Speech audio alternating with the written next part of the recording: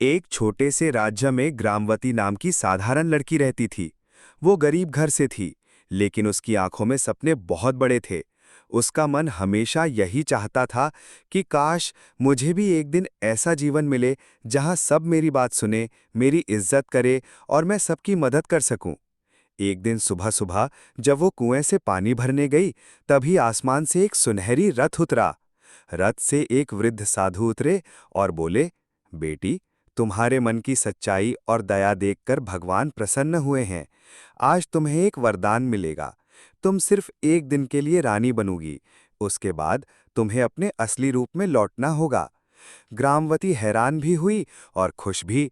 उसने हाथ जोड़कर कहा, अगर सचमुच मुझे रानी बनने का अवसर मिला, तो मैं इस एक दिन में ऐसा काम करूंगी कि लोग मुझे हमेशा याद रखें। पल भर में उसके कपड़े बदल गए। फटे पुराने कपड़ों की जगह चमचमाता रानी का लिबास था। गहने, मुकुट और राजसी आभा उसके चारों ओर थी। रथ उसे लेकर सीधे महल पहुंचा।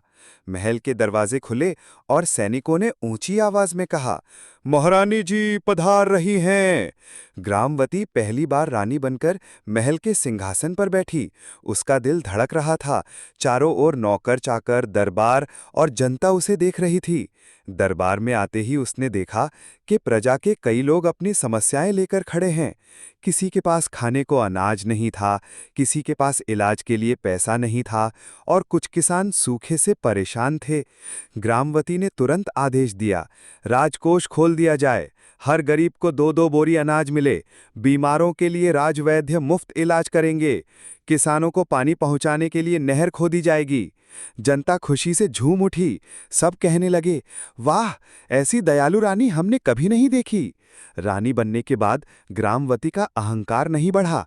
उसने खुद जाकर अनाज बांटा, बीमारों को देखा और बच्चों से बातें की। वो महल की ऊंची कुर्सी पर बैठकर सिर्फ आदेश नहीं दे रही थी, बल्कि लोगों के साथ खड़ी थी। महल की पुरानी रानियां हैरान थीं।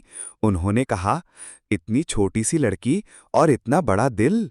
शाम को अचानक खबर आई कि पड़ोसी राज्य के सैनिक हमला करने आ रहे हैं। पूरा दरबार घबरा गया। ग्रामवती ने सैनिकों को बुलाकर कहा, हम युद्ध नहीं चाहते, पहले मैं खुद जाकर बात करूंगी। वो दुश्मन राजा से मिली और बड़ी ही समझदारी से बोली, अगर आप युद्ध करेंगे तो दोनों की प्रजा भूखी मरेगी। आइए हम मिलकर नहर और व्यापार का समझौता करें, आपको भी लाभ मिलेगा और हमें भी। दुश्मन राजा उसकी बुद्धिमानी और सच्चाई से प्रभावित हो गया। युद्ध टल गया। रात को महल में जश्न हुआ, चारों ओर दीपक जला